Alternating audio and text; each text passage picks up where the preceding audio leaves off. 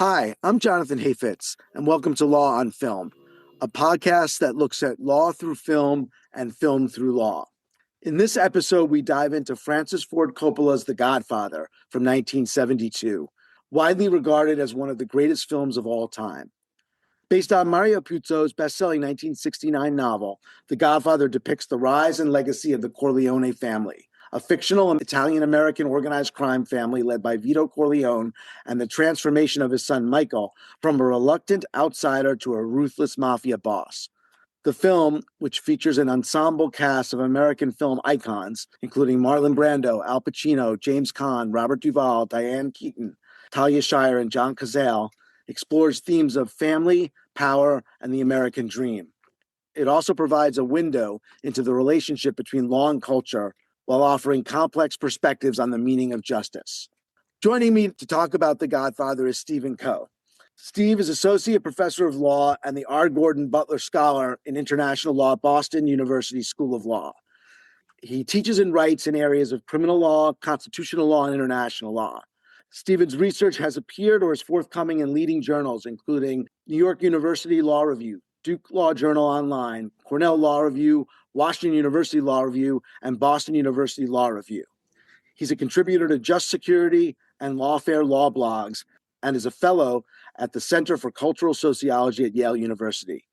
Steve also has significant litigation experience both in the United States and internationally, having worked as a trial attorney in the criminal division of the U.S. Department of Justice in Washington, D.C., counsel to the Deputy Assistant Attorney General and Counselor for International Affairs, and in The Hague as a visiting professional at the International Criminal Court, and before that, as an associate legal officer at the UN International Criminal Tribunal for the former Yugoslavia.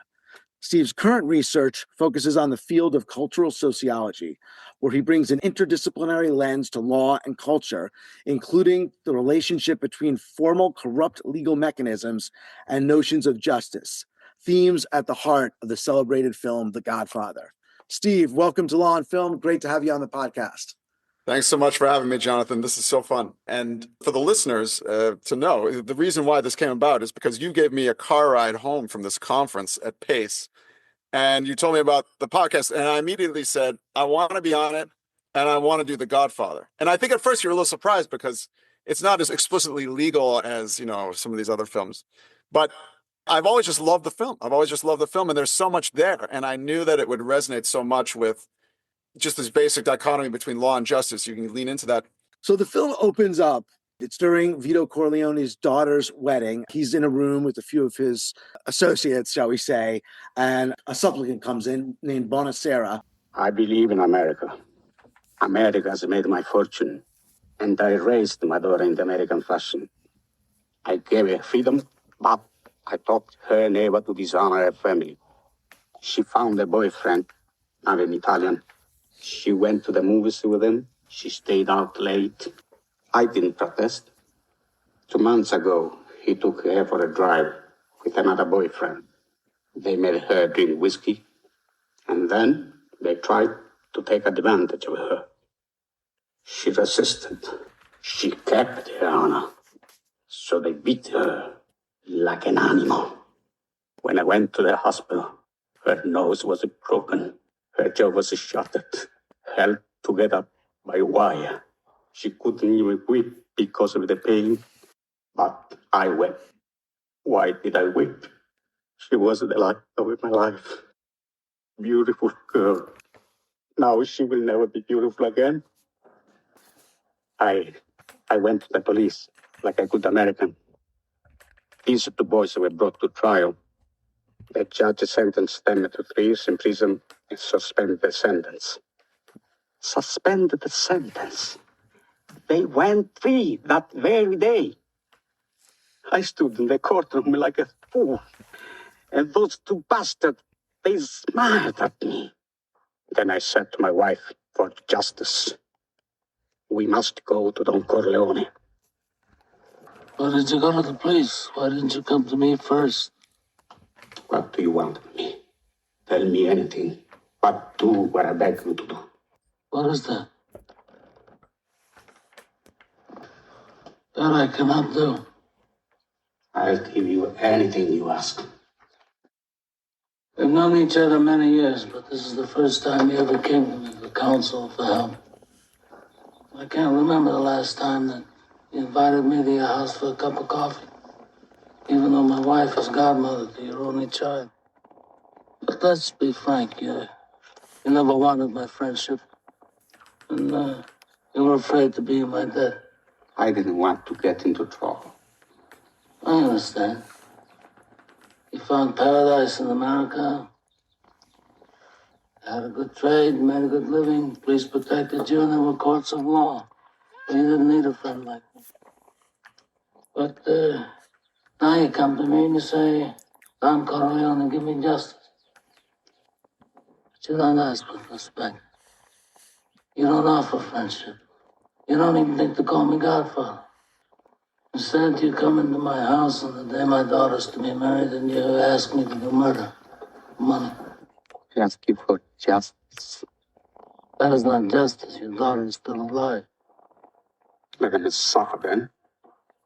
She suffers. How much shall I pay you? Buonasera. Buonasera. What have I ever done to make you treat me so disrespectfully? If you'd come to me in friendship, then the scum that ruined your daughter would be suffering this very day. And if by chance an honest man like yourself should make enemies, then he would become my enemies. And then they would fear you. Be my friend, Godfather. Good. Someday, and that day may never come, I'll call upon you to do a service for me. But until that day, accept this justice as a gift on my daughter's wedding day. Grazie. Yes, better. Great. Give this to Clemenza. I want reliable people that aren't going to be carried away. I mean, we're not murderers, in spite of what this undertaker says. So how does this Bonacera and the scene between him and the Godfather, Vito Corleone, played by Marlon Brando, set up the opposition between American law and true justice? Yeah, so I think the opening monologue is, in some ways, the perfect summation of the entire film. It sets up two central issues. The first one is, yes, the tension between formal legal mechanisms and a deeper notion of justice. And the second one is ambivalence about America. So it seems to me that the legal system is deeply intertwined with Americanness throughout the entire film. And one of the things we see in the opening monologue is Bonacera's opening sentence is, "I believe in America." It sounds like almost a profession of faith. And as a cultural sociologist, one of the things that we talk about a lot is when we think about what is culture, any culture has binaries of opposition of values between what Durkheim called the sacred and the profane. So at the beginning of this monologue, for Bonacera, America is sacred. I believe in America. America gave me my fortune. His daughter is also sacred. But what he realizes over the course of the attempted rape of his daughter and then the battery and then the suspended sentence is that the seemingly sacred American country, the seemingly sacred American legal system slowly becomes polluted and then becomes profane. And that's why the final line of that monologue is, "Therefore, for justice, I must go to Don Corleone." In other words, as the notion of America and Americanness and American law becomes polluted and profane, Don Corleone becomes the sacred source of justice. And therefore, it's just the perfect summation of the entire film. Yeah, it's so interesting. And during the course of the conversation, Marlon Brando, right, the Marlon Brando character, Don Corleone, says, "You never came to me before, right? Right. Now you need me. You come on the wedding, right?" Like, he had never sought out his assistance before, but now he's doing it. Yeah, that's exactly right. And one of the things that I think this also sets up beautifully, another tension sets up beautifully, is what is the contrast between a formal legal system in the way we might talk about it in law school and the kind of more traditional notions of law or justice that may exist in societies before all of the bells and whistles of a modern justice system. So this is something that's not really obvious to us most of the time when we're just sitting in American law school, but justice traditionally did not look like separation of powers, federalism. We have finders of fact, we have judges making determinations of law. Judge, jury, and executioner was all in the same person. And so there's a kind of dichotomy here between going towards a modern legal system that may be open to corruption, and the traditional notion of justice that is tied up with these, what we might think of as more pre-modern values of loyalty, friendship, paying back favors. So what is Don Corleone asking for in that opening scene? He's not asking for someone to file a formal motion, or he's not asking for, are you represented by an attorney? Maybe we can get an attorney for you if you're indigent, these sorts of questions. He's saying, are you loyal to me? Do you offer friendship? And just a little bit later in that opening part of the film, we see Nazarene, the baker. He has perfected. He's deeply within that more traditional ritualistic notion of justice. He immediately comes. He immediately offers the friendship. Don Corleone says, you are one of my most valued friends. Nazarene just asked briefly to connect his son Enzo with the daughter and have Enzo stay in America. And Don Corleone says immediately, yes. There's no procedures here in the way that we would think of them formally. The procedure is a ritualistic pre-modern procedure. And Michael, as we'll talk about more in a moment, he starts off more in that world of the modern. He starts off more in that world of the Marines, a kind of formal Department of Defense, executive agency, and slowly moves more into that more pre-modern ritualistic world. Yeah, it's so interesting because when Bonacera offers, he says, how much to Don Corleone? How much? Exactly. That sort of transactional, that's right. Rebuffed. That's right. That's exactly right. And this is another thing that, we as sociologists always talk about. Max Weber talked about how modern society is dominated by bureaucracy and instrumental rationality. So Bonacera is showing that instrumental sensibility. Look, if I just pay you money, just like any other individual, then you can give me services. This is a contemporary transaction. This is a transaction in modern society. And that's not what matters to Don Corleone. I mean, maybe it matters. Of course, he's, you could argue on some level he's deeply moved by the material. But no, you sense that what matters to him also on some level are these deep values of loyalty and friendship. Because he does, and one of the themes of the movie, a line that comes back over and over again, and what sort of distinguishes Corleone and then Michael from, let's say, Sonny, the James Caan character, the hot-tempered one, is not to let the personal get in the way, right? It's business, not personal. Right. So it's business, but it operates according to sort of different set of rules and norms. That's exactly right. That's exactly right. And I think, obviously we as law professors are aware that these two things are going on at all times. I mean, Stuart Macaulay and others have written about, the whole law and society tradition is about how do people actually behave in a social way, in a sociocultural way, in the shadow of the law. So we know that this is happening at all times, and it's not as if we would expect all of this to happen in the kind of formal way that we think about in terms of black letter law. But it is interesting to see how this kind of mix of the business and the personal, the lines are drawn differently in this world. And that's also, what makes it such a beautiful opening scene is that you yourself are also kind of socialized into this world as you're watching it. You may also think that the way this world works is, you can pay. Because we as modern people are watching this film and thinking, you go to the mob boss and you pay him money. That's the way we think. But no, he's also correcting us as the audience. This is not what I'm about. You need to know this also as a viewer. And then, the line is always that there may be some point I may call upon you. Right. For a favor. That day may never come. Right. But if when that day comes, that's the sort of transactional aspect of the friendship, right? That's exactly right. That's exactly right. There's an expectation for specific performance on the other end. Right. Are there other areas or other parts of the film where we see this kind of ambivalence beyond this opening scene toward America and its legal institutions, this ambivalence, but not outright rejection? Yes, I think so. So what I find intriguing is a kind of two-dimensional way to see the film would be to say it's all about how the Corleone family is a source of true justice, and the mainstream American legal institutions and America itself is just corrupt. And of course, it does lend itself to some degree to that interpretation because, again, something we learned from the outset of the film, congressmen are being given jobs to get Enzo the baker into the country. Judges send their apologies that they can't make it to the wedding. There's all these references to judges, congressmen, cops, police officers who are being paid off, whereas the Corleone family is guided by these deeper principles of justice.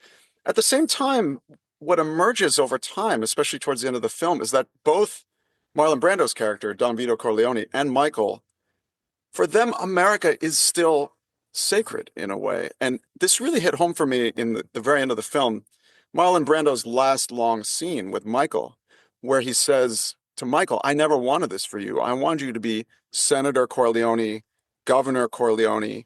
You see that Vito has this longing to actually be part of this mainstream American society. There are values there. There is something about this system that appeals to him. And for Michael, it also seems the same. One of the ways in which he appeals to Kay later in the film is to say, soon the Corleone family will be completely legitimate. And of course, he's saying that in a way that means it will comply with positive law. But legitimacy also has a broader ring to it in that scene. He's trying to say, look, I am not illegitimate. I am not corrupt. I am not wholly immoral. There's something about identifying with the American system and the American legal system that makes me legitimate as a deeper person, as a deeper moral actor. And that sort of revelation, I think, becomes very key to understanding Michael's character, because at first he's part of the Marines. He is literally a good soldier who just fights for his country, then moves deeper into this crown family, kills Sollozzo, etc. But then by the end, you see that he's also wanting to negotiate his way out. And that's the sort of ambivalence you could say maybe that many people have with the immigrant experience in this country, to come in with certain values that you hold true to yourself that may conflict with mainstream American society, but also to really want to be a part of the American society that is pluralist. Now, obviously not in the way of this film, pluralist to the point where it encompasses organized crime, or at least not in this way. But there is that sort of ambivalence and duality, which is so fascinating. I mean, I think it is really the arc in the film in some ways, and really across the three, with Michael, who's, as you said, right, he's the one who's sort of going to be outside. He's the Marine. He's also college educated, right? He's going to go right, exactly, the traditional path, but right. He gets pulled in largely because of, Sonny is killed and he has to save his father. Ultimately, his loyalty is to his father, so he does it. And the irony is he's very good at it, right? And he's very ruthless, successful mob boss. And that's really explored in the second one, and even in the third, the final movie. But it's always, he's trying to become legitimate. And there's the line from Godfather 3, they pull me back in. And it's just, in a sense, the extent there's like a tragic arc, it's that to trying to sort of go from the illegitimate to the legitimate. And I think ultimately finds that the legitimate world is maybe not all that different, which is another one of the things right. than the illegitimate. That's exactly right. I think that's exactly right. And the first film forecasts that, well, I guess it cuts in different directions, but that also just reminds me of that scene with Kay where she says, well, senators and congressmen don't have people killed. And he says to her, who's being naive? So he always has this eye on the fact that there's not as much of a difference between these mainstream governmental actors and himself. Yet, at the same time, he tries to move into this world. And then, as you say, by the very end of the trilogy, he sees that the same world is also deeply pathological. Yeah, I think that's a great scene with Kay where, she's like, senators and congressmen, politicians, they don't have people killed. You'd be right. There's sort of a cynical view of it, of the legitimate world, so to speak, but at the same time, like a desire to get into it. And one of the things that sparks the sort of violence, the inter-gang violence or organized crime violence in The Godfather is the Corleone's family refusal to get into narcotics operation. Vito doesn't want to get into that. The other families are pushing it. And I think when he's going to stand in the way, that's at least seems to be one of the reasons they try to have him removed, which is, interesting. They seem, certain illegal activities, extortion and other things seem okay, but narcotics seems not to. So there's kind of an interesting division there between two types of illegitimate activities. One seems better than the other. Right. I think that's exactly right. And again, this is where a cultural sociologist would say, if you want to understand a culture, you need to understand the values or the codes or the narratives within that culture. And you look at these binaries, what is sacred in a space and what is profane? For us as legal academics, for example, what's sacred is intellectual inquiry, and what's profane is something like plagiarism. In this space, you can really tell that Vito thinks that, he says gambling and women and these other things that he's involved with, maybe illegal export import with the olive oil. He makes it sound like it's not really profane, it's not really polluted, but there's something about narcotics that can pollute this entire enterprise. And it violates his principles, and it violates the cohesion that he sees within his family and within his community around those values. He sees it as corrosive and destabilizing, and it would undermine the solidarity within the Corleone family and maybe within the entire kind of organized crime operation And I think that's also another way for us as readers of the book or as watchers of the film to also develop some solidarity with him as a character, because we can see, okay, from his perspective within his world, the sacred things are family, loyalty, tradition, food. There's all these symbols of how food, like the cannoli, is a kind of sacred symbol of the whole tradition. Leave the gun. Take the cannoli. Whereas disloyalty, betrayal, some of these modern corrupt legal actors are polluted, and narcotics itself can pollute everything.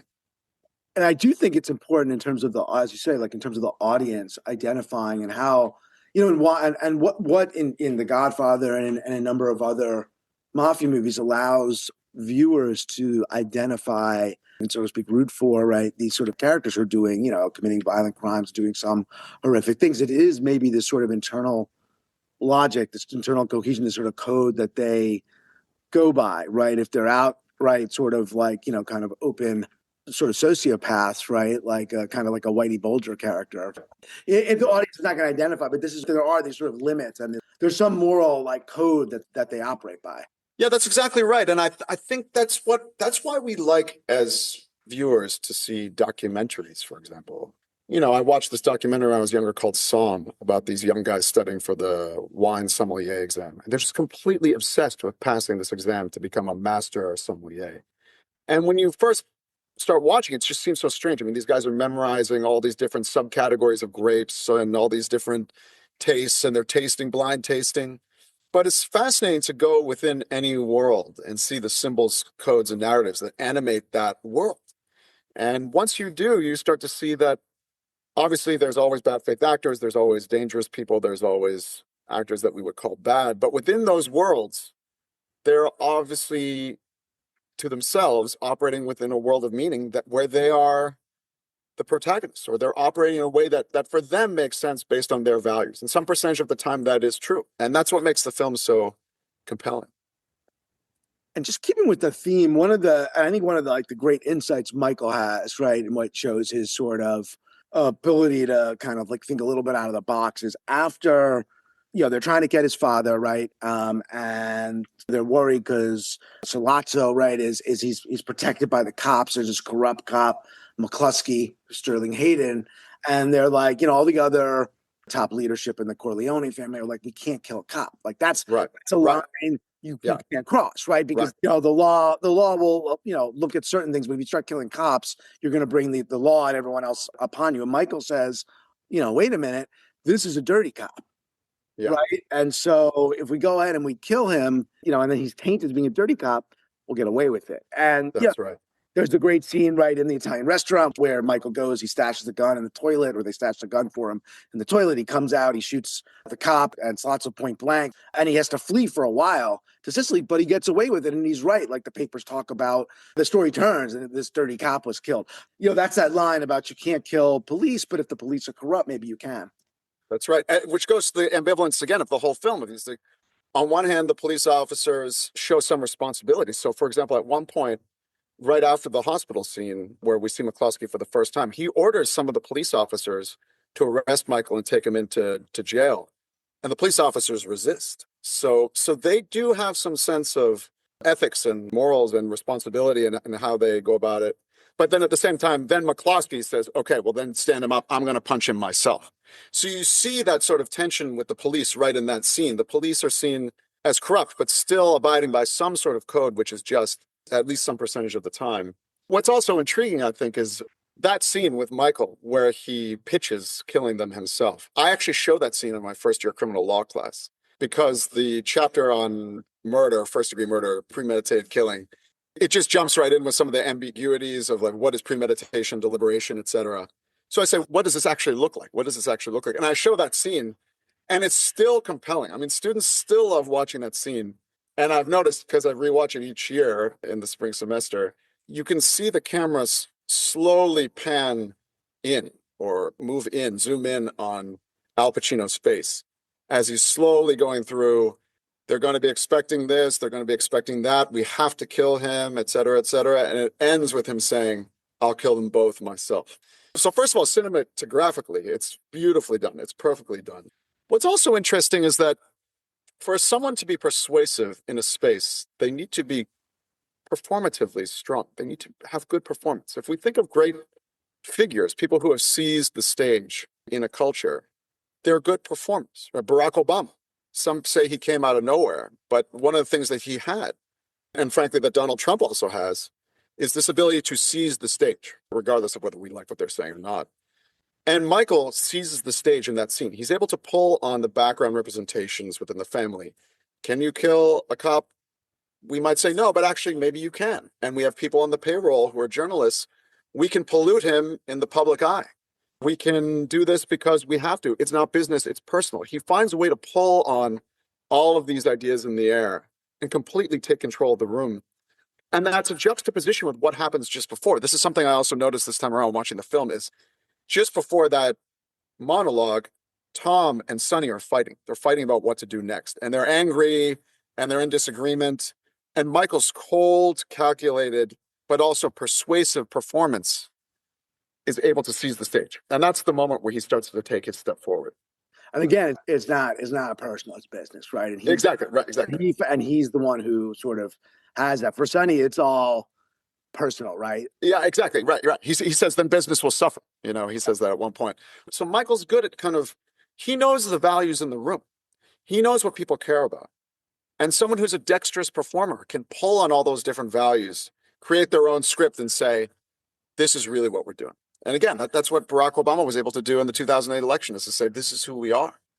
And so we're on a long film podcast talking about the organized crime family. We have to talk about the lawyer, right? Because yeah, of course. There is a lawyer in the movie, right? Right. Role, right? The consigliere, legal advisor, Tom Hagen, who's played by Robert Duval, was in both 1 and 2, apparently was not in 3 to a contract dispute.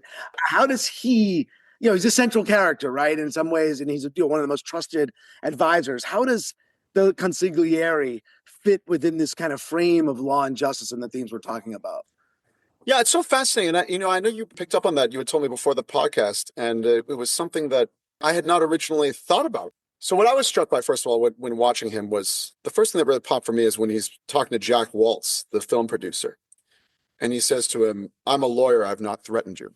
And that moment really helped me to realize that Hagen is an interesting figure because he is a lawyer. He is presumably a member of the bar. He knows the formal positive law. And because he knows the formal positive law, he knows the gap between where that positive law is and perhaps where the ethics rules are, and therefore can advise the family in a deeper way around justice. So he can kind of move in both worlds. So when he says to Waltz, I'm a lawyer, I've not threatened you, he's donning the cloak of someone who has this formal legal authority, and that gives him a certain credibility in the world. At the same time, he seems like the sort of lawyer. So, for example, we know, based on the ethics rules, even if you're a criminal defense attorney, you can't encourage your client to commit some other crime, or you can't encourage them to commit perjury, for example. Whereas you get the impression with Tom Hagen, he would advise his client to do that. So he's willing to advise within the fullest extent of the positive law, perhaps even at risk of himself, because he knows where those lines are. The line between formal law and black letter law, and that deeper sense of justice as he sees it. And therefore it's interesting because he can be in the world. He can be talking to Jack Waltz in a way that Sonny cannot. If Sonny or Clemenza just showed up to see Jack Waltz, that would be a completely different conversation. These guys are not lawyers. They're not, I think the implication is they're not college educated either. Only Michael's college educated. But Hagen has that ability. Then the second thing, which you just mentioned, going to the consigliere point, at the end of the day, he's an advisor.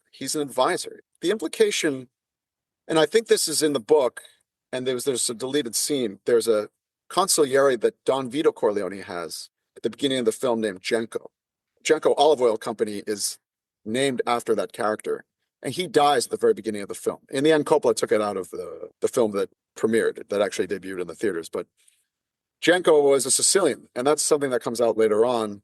Sonny says to Tom, if I had a real Sicilian, I wouldn't be in this mess. So that suggests actually that there's a limit of what Tom can advise, given that he's not Sicilian. But nonetheless, he is playing a role that a lawyer would play. He's advising his client on the best course of action based on a different set of knowledge or a different set of intuitions based on some other knowledge and some other practice. And that's again, a kind of deep, almost pre-modern traditional way to think of an advisor. In contemporary law, the way we might talk about in the classroom is, oh, well, I need to consult my attorney. I invoke my right to an attorney, in an interrogation context in Fifth Amendment or something. But The Godfather shows us this kind of deeper role, someone who's an advisor, someone who's expert, someone who has knowledge to influence that makes them not as central, perhaps, to the story, but playing a critical advisory role. The wise counselor. I mean, and Right. and as you said, like you suggested, whenever they're intersecting with the legitimate worlds, the Hollywood producer, gambling interests, right? Things, business, Right. the lawyer. Just as Clemenza's not going to show up at the Hollywood producer's house, Tom Hagen's not going to show up to collect, extortion payments from some guy, right? Yeah, But exactly right. He's there for when they have to interface with this world. The other interesting reference I noticed again this time rewatching is at least once there's a reference to things that they won't have Tom do. You're not a wartime consigliere, which Good point. is quite interesting. Very good point. Yes. Well, so how do you read that, Jonathan? I mean, how do you read that? One way to read it is there's certain things that we're not going to have you do. We're going to try to keep you, because in wartime, we're going to have to do things. You might have to be privy to conversations and things that, you can't do. So that's one way to look at it. Yeah. Or the other is, you don't, that's not what your strength is. But I think it's probably the former. Yeah, I mean, it's interesting, again, to think about the contrast with Janko, who, again, is not in the film, in the original release. But I think the implication is that Janko was an old school Sicilian, probably came from Sicily himself. He had seen these cycles of wars. He had seen these cycles of vendettas. So he could advise in a way that has more power and precision in that world. Whereas Tom is adopted, he's Irish German, I think, as he says at one point. So right, he doesn't have that sort of visceral knowledge. He doesn't have that visceral knowledge. What you also mentioned, I want to make sure to say also, you mentioned that there are places where he can go and places where he can't go. Two things that occur to me as you said that. One is the story is told at the wedding, at Connie's wedding. Michael tells a story to Kay with Luca Brasi. They go to release Johnny Fontaine from the contract for $10,000. The band leader says no. In that first moment where they all meet, presumably Tom Hagen has drafted that contract. Right? That's a kind of formal contract and asking for release. But then the second time when the Godfather goes back, he goes back with Luca Brasi. And Luca Brasi says, either your signature or your brains will be on this contract. You could imagine Tom's not there for that. Tom's not there for that. That's not something that he needs to draft. That's not the Weberian, modern, instrumental, bureaucratic. No, that's just raw, pre-modern kind of power, And then also with the movement west, they cut Tom out. Michael especially is very harsh with that. And he says, things may get rough with the move we're trying. Maybe I could help. You're out, Tom. So they're also mindful of the fact that Tom does need to be at arm's length sometimes in order to preserve his legal credibility in the outside world. Yeah, it's such an interesting character. And I think it fits with what you're saying before about this ambivalence towards American its legal institutions, right? They have to play in that space as they Right. Tom Hagen, but on the other hand, they do things around him. So you talked about, your current field, cultural sociology. Some themes that kind of fit within this are the tension between modernity and tradition. We've talked a little bit about this, but are there other ways that Michael's character kind of moves across these different worlds? So yes, as cultural sociologists, when we ask what is culture, one of our commitments is to say culture has autonomy. It exists and can be analyzed independently from other material interests like the economic sphere, for example. We can say culture has influence. It has causal influence on how individuals act. And the way I usually describe culture from this tradition anyway, from my intellectual tradition, is patterns of meaning. Inside of your world, what is meaningful to you? We can start to articulate certain things that are meaningful. There are certain values, there are certain narratives, there are certain symbols. For example, the symbol of the cannoli, or the symbol of all of Clemenza talking about all the food. All the food symbolizes this world. It's packed with meaning if you just look at that one thing. And I think the symbols that differentiate this traditional culture or the Sicilian culture versus the modern culture is Apollonia and Kay. So it's an interesting question. Why is it that Mario Puzo put these two women into the film? And by the way, as a side note, I thought some of the criticisms I saw in Barbie about the film were 100% on point. I mean, there's 1,000 ways to criticize this film from a gender perspective and from all other perspectives. But I think from a Durkheimian perspective, we could say Kay symbolizes the modern world, the suburban Long Island modern world, and Apollonia symbolizes the Sicilian world. For example, with Kay, we see her in these gray buildings. They're one-on-one together in the hotel early in the film. She doesn't know any of the ways of the wedding. When we see her later on, when Michael reunites with her, she's holding the hand of a child. It looks like in some sort of school setting, but these are not her children. And they're in this kind of gray, kind of October, it looks like a late October day in the suburbs. There's pavement. Whereas Apollonia, she symbolizes this more traditional life, what Durkheim would call mechanical solidarity, where people are really just bonded by kinship. By, if I'd been born a few decades ago I'm ethnically half Korean and half Lebanese, I'd be born in Jeju Island in Korea, where everyone around me is Korean, everyone else lives in that village, dies in that village. And on my Lebanese side, the same thing, right? Everyone speaks the same thing, everyone lives in the same place, everyone dies. Whereas nowadays, it's so much more complex. Apollonia, I think, symbolizes that older time. She's wearing red. She appears not in the suburban pavement in October, but in the blue and beige of the hot Sicilian summer. She's holding the hand of a child, but she's surrounded by what looks like other people from the village, other women from the village. And when Michael interacts with her, he's not interacting with her one-on-one in a cold Manhattan hotel room. He can't even meet her until he's ticked the box of formally interacting with the father, formally giving gifts to the entire family. When they take their walk, they're followed by all the women of the village and then the guards. It symbolizes the differences between these two cultures. It really does. And she, obviously had Apollonia not tragically died, right? She's killed in the car bomb meant for Michael, right? Married, stayed with her. And she would have been, in a sense, the more traditional mafia wife, right? Whereas Kay is modern and resist, right? As she understood it, Michael was from this family, but he wasn't a part of it. And that was what was originally the case. And then, he gets involved and further involved, but he's always telling her, we're going to make this, like we talked about before, we're going to become legitimate, right? And he'll get out of it.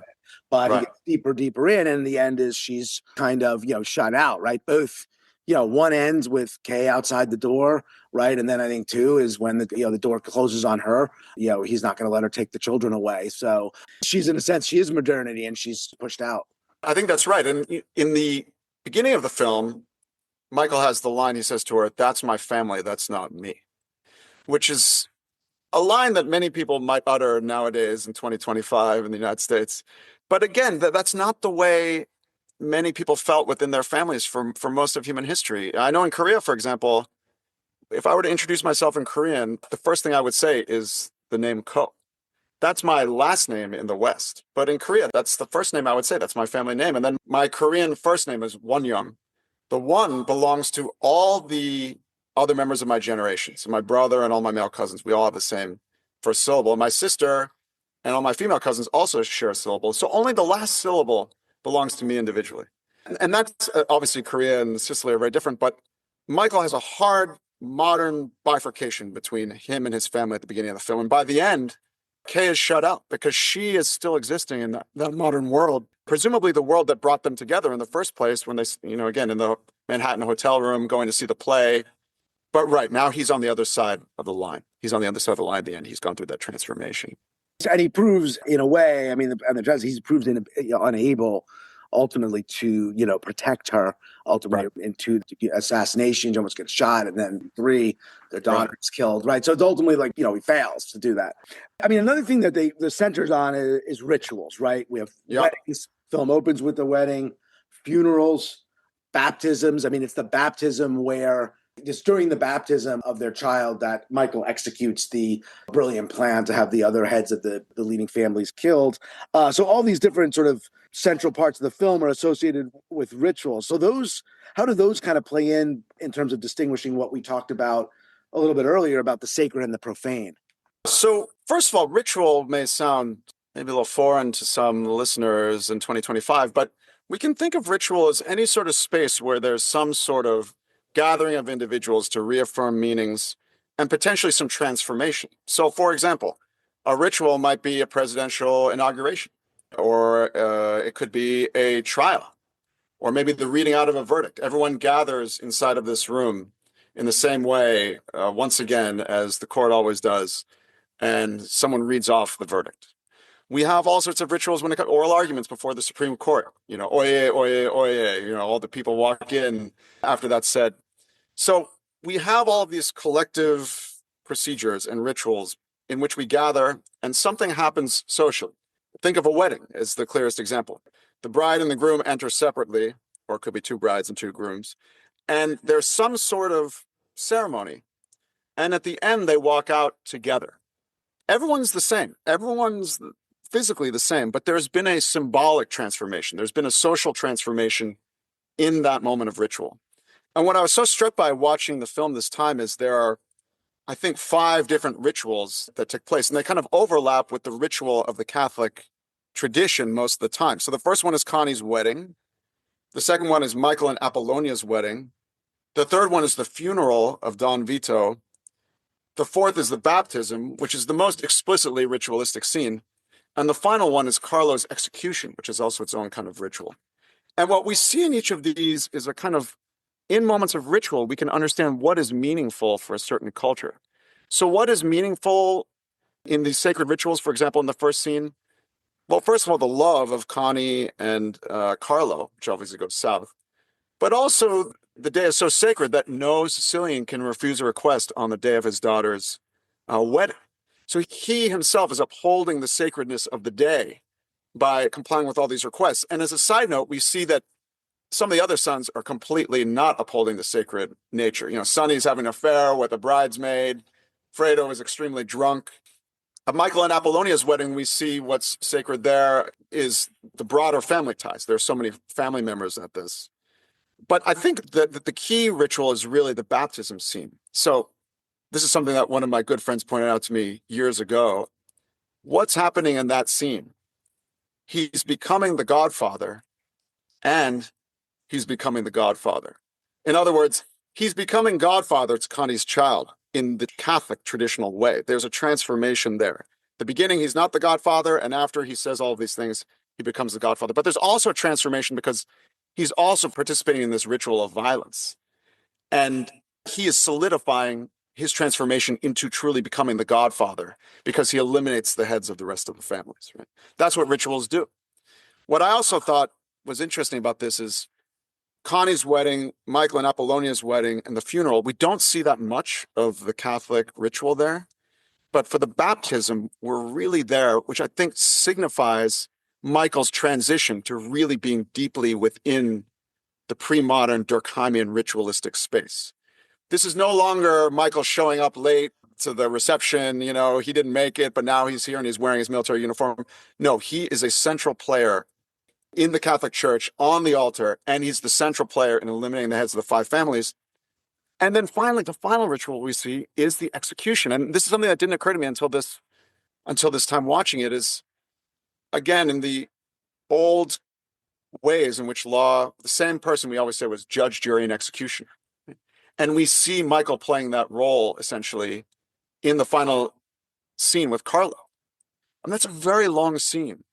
And I noticed that at the end of the scene, Michael is watching as Carlo is executed. So he comes in, he interrogates Carlo, he abstracts the confession, he has already sentenced Carlo to death, and then he witnesses the execution himself.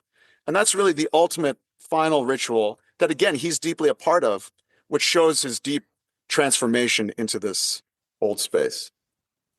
I mean, the baptism scene might be the most famous sequence from one of the most famous movies where it's just fully immersed into this space now. Well, just go back to Vito for a second. We talked about performance and how Michael occupies the space.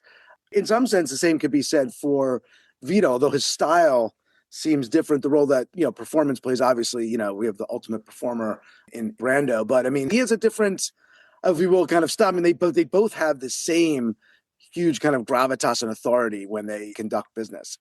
Yes, this is also something that really popped for me this time around, doing all these graduate studies right now in the PhD, is for someone to seize the stage, as I mentioned before, they need to be good performers. And that applies to politicians, that applies to teachers like you and me.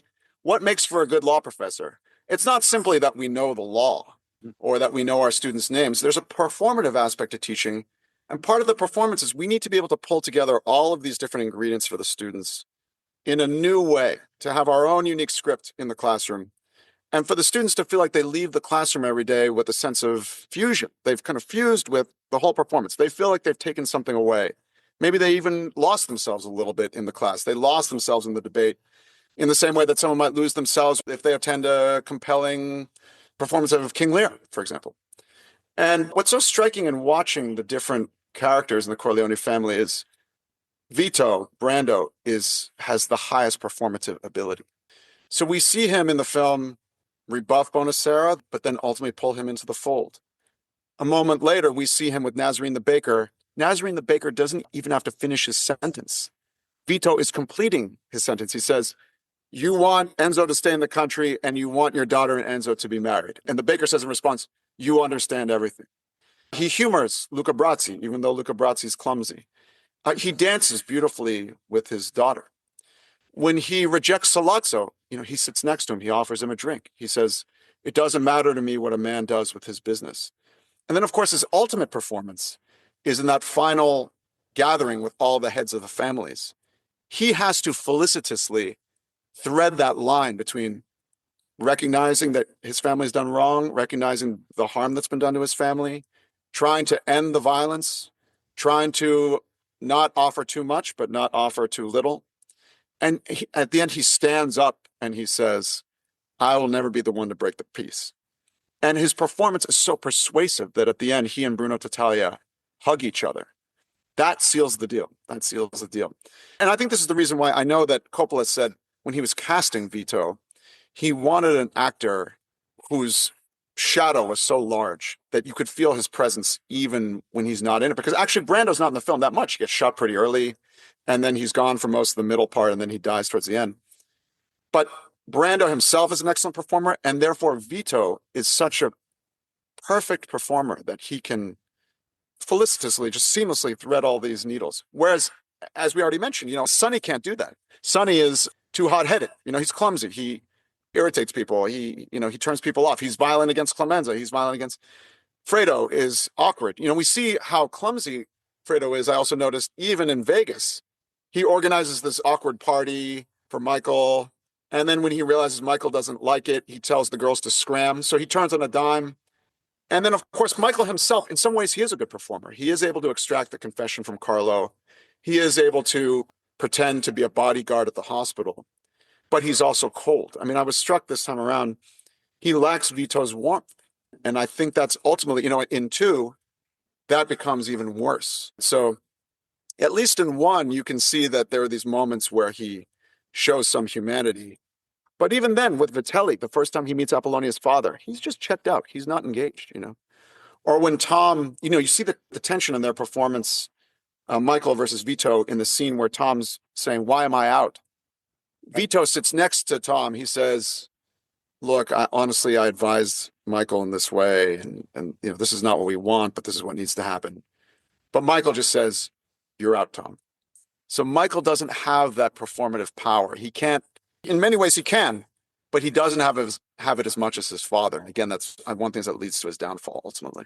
Yeah, I mean, he is in some sense probably ultimately more ruthless in the end. You see it, as you talked about, in 1 laid out with the tensions over Fredo, but probably the seminal part of 2 and one of the key moments of the whole trilogy is, of course, when he gives the order for Fredo, his brother, to be killed, right? I mean, you always have the relationship between personal and business and family and the operations, but ultimately they collide. And I mean, that's sort of taking that to its furthest conclusion, so much that, he's going to have his own brother killed. And to me, that's sort of where it all, I mean, it doesn't happen in 1, but it's pointing towards that. That's the direction it's moving in. I think that's right. And, killing Carlo, his brother-in-law, at the end of 1 foreshadows that as well. Obviously, I, as an audience member, feel conflicted the whole time because of all the moral ambiguities in the film. But, to actually order your brother-in-law killed, at this point, Michael settled all his debts. All these other families have been massacred. He could have easily just let Carlo stay within the estate in Nevada, and that would have been fine. And that's what Connie says to him at the end. But no, he felt the need to coldly engage in this retribution for the killing of Sonny. Oh, and the retribution thing is another thing, actually, that dovetails with criminal law. There has to be this retribution. I guess with the scene with Carlo, Michael wants to know, he wants to hear it himself before he does it. And so he does. You said he plays the role, judge, jury, executioner. I know when I teach criminal law, we always talk about theories of punishment. And whenever I engage in Socratic with students about retribution, on one hand, I say, for the students who say that they like the retributive theory, I say, okay, just desserts has a certain appeal. But this eye for an eye, tooth for a tooth, as Gandhi said, leaves everyone blind and toothless. Sonny really has that retributive quality.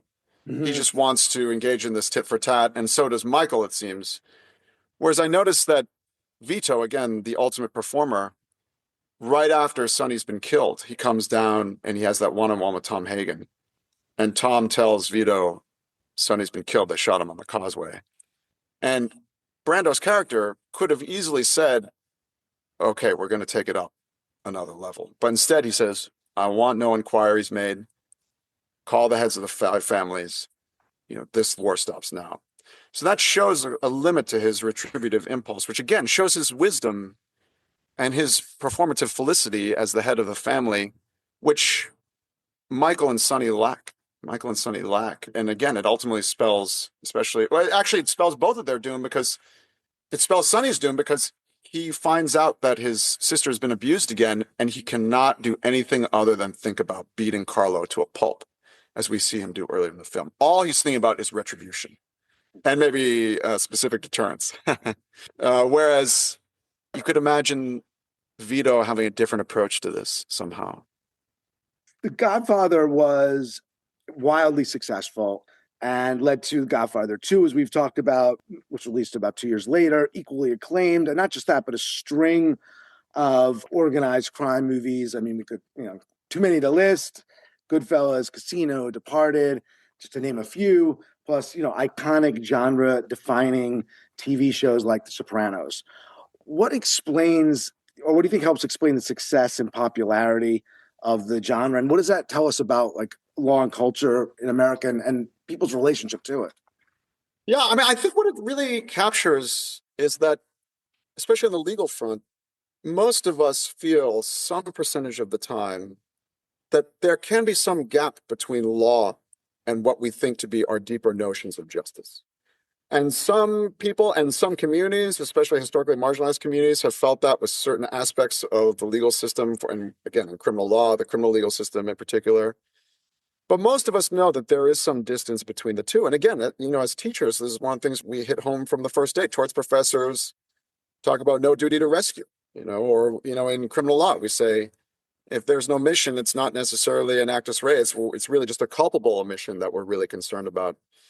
So I think any sort of genre that can bring out the tension between formal law, and then especially formal law and our deeply visceral notion of justice, is just going to be compelling for a reader, maybe because it is pulling on our deep values. I mean, anything that, for example, Breaking Bad is just the first thing to pop into my head.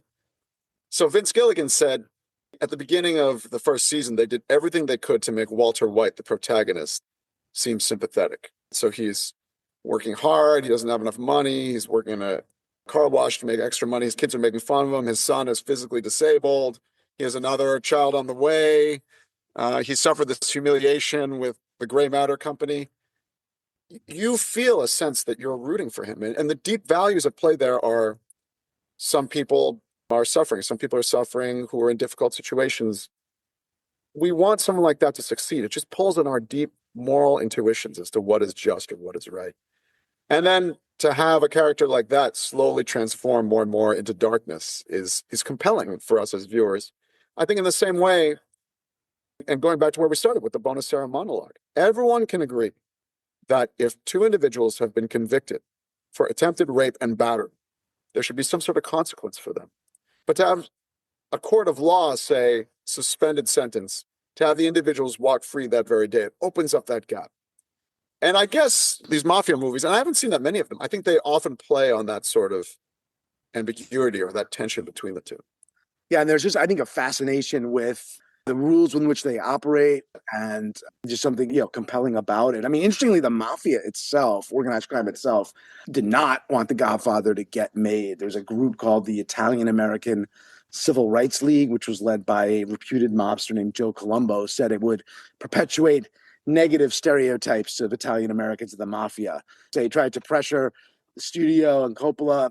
Ultimately, they struck some deal where the word mafia was removed from the script. This was actually very easy to accommodate, since I think it was only mentioned once or twice before.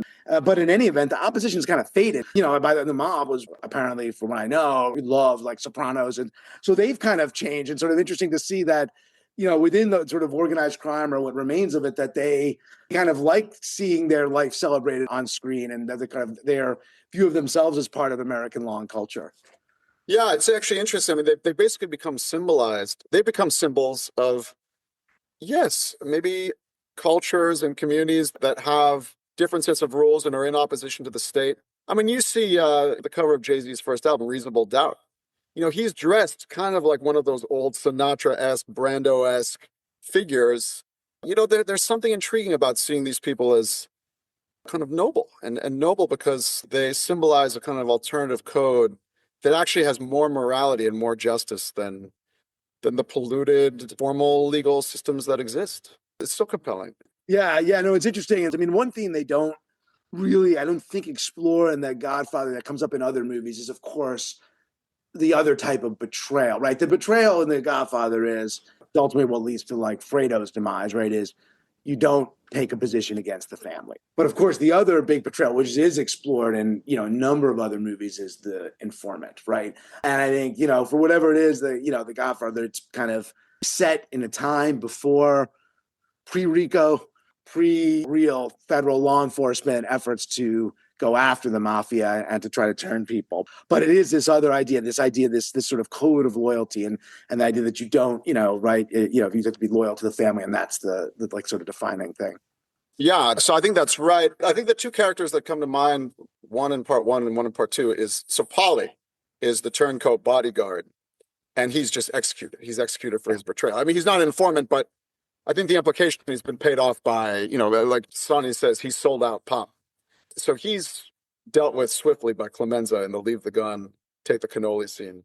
A great line, by the way. I mean, which is apparently improvised, as so I read. But just going back with your point about food, right? Leave the gun. Yeah. But go ahead. Yeah, that's right. And what I was also brilliant about that scene, speaking of symbols, the Statue of Liberty, which is, you could argue, the ultimate American symbol. Clemenza is literally relieving himself in front of that symbol as this crime is happening, showing that they just are profaning the whole thing. And the gun doesn't matter. The Statue of Liberty doesn't matter. All that matters is the family, with the cannoli being the symbol. But in part two, just going back to the other thing you were saying, in part two, Frank Pentangeli is brought in. He's a member of the family. He flips.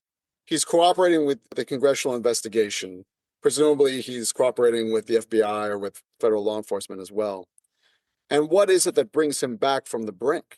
Because they say nothing can get to him. Nothing can get to him. And again, from the kind of modern criminal law perspective, yeah, you can't get to a witness that's highly, highly protected by federal law enforcement, decoy cars, all those sorts of things that they show. But what can get to him? The blood relationship, the brotherly relationship. All the brother had to do was show his face at the congressional hearing, and Pentangeli decides to flip back, despite the sworn affidavit. In fact, the sworn affidavit is a perfect example also of sworn affidavit. If you swear that out and then you say something else in front of Congress, you've perjured yourself. There's all these penalties potentially, but it doesn't matter. All of a sudden, the contemporary American legal system, Congress, none of that matters. All that matters is the relationship with the family, the relationship with the brother. That cuts through everything else. And again, it shows the kind of deep notion of justice in that world that exists and really stands up in the face of the modern legal system that we talk about all the time in our scholarship, our teaching. It's great to point that out because the brother just shows up, doesn't say anything. They Doesn't say anything, right? bring him in from Sicily. They can't get him, right? He's too protected. They can't get at him, but he shows up, says nothing, looks at him, and he just, as you said, Pantangeli flips, and then he's just backpedaling on his own testimony. And right. I think it's really interesting, actually, and just to bring in like Tom Hagen again, after that's done, right? Hagen visits him in prison, right? They go for this walk. Right. And he basically tells him back in the old days, like the pre-modern Roman days, right? What should happen if he like basically suggesting he should, kill himself and his family will be taken care of. And That's so exactly right. they find, while he's in witness protection, they go in, they find him, he slit his wrist in the bathtub. So they make this sort of deal outside of these, formal mechanisms, this sort of pre-modern code, right? He says, when in a situation like this, if you just, you kill yourself, we will take care of your family. And that's sort of like the transaction. Yeah. And what's also fascinating about that conversation is it's happening with Tom Hagen while Pantangeli's in federal custody, I guess, or whatever you would call it. And presumably it's attorney-client privilege. Hagen's there as the lawyer. So they're able to have that conversation, and Hagen's able to enter that space because of his singular abilities as a lawyer to see his client. And presumably, well, maybe it's being recorded, who knows, they're in a federal facility, but that's again where the dovetailing of the traditional and the modern intersect. Yeah, totally. Well, they kind of go for a walk in the yard and, Right, exactly, right. I probably at that time, the surveillance, capabilities weren't there, right? So, they go for this walk, but you're right. Hagen gets in and Hagen delivers the message and nothing's stated expressly. It's all done through sort of metaphor. So one of those areas where they send him in to kind of bridge the gap between the modern and the pre-modern.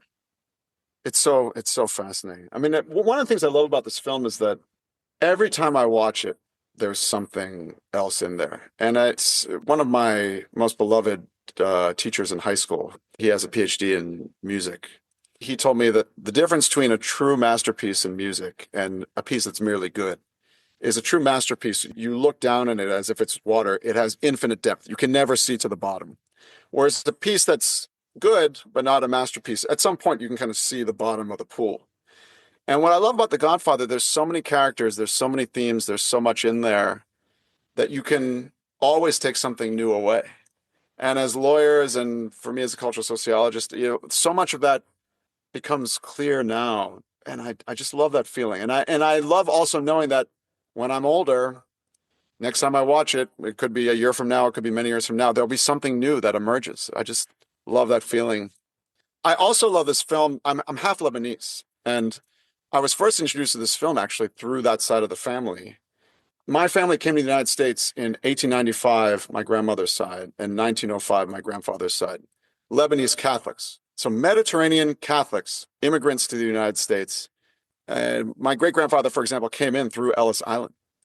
So my family has always loved the film, not obviously because of the organized crime element, but because Mediterranean Catholics coming to the United States at the turn of the century, trying to build a life here, relying on each other, and the large networks of families and interrelationships between communities, the food, all of these things really signify a certain time for America and the immigrant story. And that's something that they passed down to me. So that's the reason why I've always loved the film. It's always been my favorite film. I love this film. And again, one of the things I love about it is that you can analyze it infinitely deep, so it has infinite ability to be rewatched and you take something new. So for me, when I was young, what I took from it was family.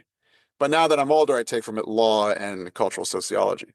It just sort of keeps on giving. And the Ellis Island scene is actually really explicitly explored in two, right? With the hero as the young Vito coming in, resonating, I'm sure, with your family, exact same time, immigrant experience, Ellis Island, living in the downtown tenement area, and right. Exactly, that's exactly right. I mean, that's scene in two. I mean, it's so beautiful and so moving. These immigrants who clearly have very little in their lives from a material perspective, and they're standing up on the boat and just looking at the Statue of Liberty. It's deeply, deeply moving. It's deeply, deeply moving for my family.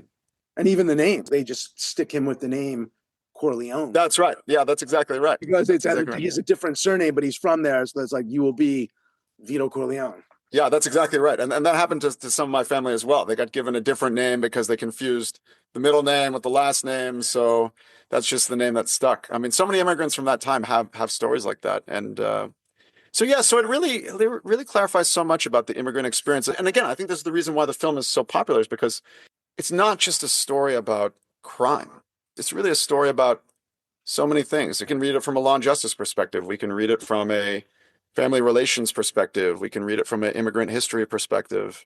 And we could look at it through all sorts of other critical perspectives too, through the lenses of gender, race, class. There are all sorts of different ways to look at the film, and it just really lends itself to that endless amount of analysis. From the immigrant perspective lens, one thing just to kind of talk about the end of the three, right, where it ends after Al Pacino, Michael Corleone is never able to break away, his daughter's killed. It ends up, the final shot is some years later, probably what was current time then, maybe around 1990, sitting alone in a chair back in Sicily. Like, they've come to America and they've gone back. If you view it from the immigrant perspective lens, coming to America, trying to make it through, go through the organized crime route, they try to become legitimate, but ultimately, at least for him, he fails. And in a sense, they kind of winds up in a way, kind of, back where he started. It's a kind of a interesting lens. Something I noticed like in the last viewings of it. Yeah, that's a great point. And it's interesting to think of that through the lens of much of what we talked about, because it does suggest, it's interesting to contrast that with what would have happened if there had been no part 2 and part 3. So at the end of part 1, it ends on this unsettling note because Kay's looking at Michael through the door. But there's almost a triumphalism at the end for Michael. He's become the Godfather, and he's vanquished his enemies. This is progress. This is a victory. But by the end of part 2, we see that Michael's coldness and his kind of ruthlessness has actually struck to the heart of the things that we find sacred in this family, which is the family. And by part 3, you feel that you're right, the entire engagement with America as immigrants has failed. Maybe that says something about them. Maybe that says something about America. And I think there's also you could argue, even more spiritual lesson there. Is all these different religious and spiritual traditions talk about how when you die, nothing goes with you. At the end of your life, it's just you. And death is certain, time of death is uncertain. And all that matters in that final moment is your spiritual practice, and that's it. You're not taking any of your victories with you, any of your wealth, the casino business, the narcotics business, all the judges, all the power that you had. Michael's just alone. He's just alone, and it doesn't matter. So in a way, there's an even deeper story that even transcends being an immigrant, transcends law, transcends of just kind of what are the trappings and attachments that can arise in life, and how are they all ultimately impermanent? What are we left with at the end other than just ourselves? Steve, it's been so great having you on to talk about The Godfather and law and culture. Obviously, one of our favorite movies, and just bringing out all these important themes from the film. So thanks so much for coming on the podcast. Thanks so much, Jonathan. I love this.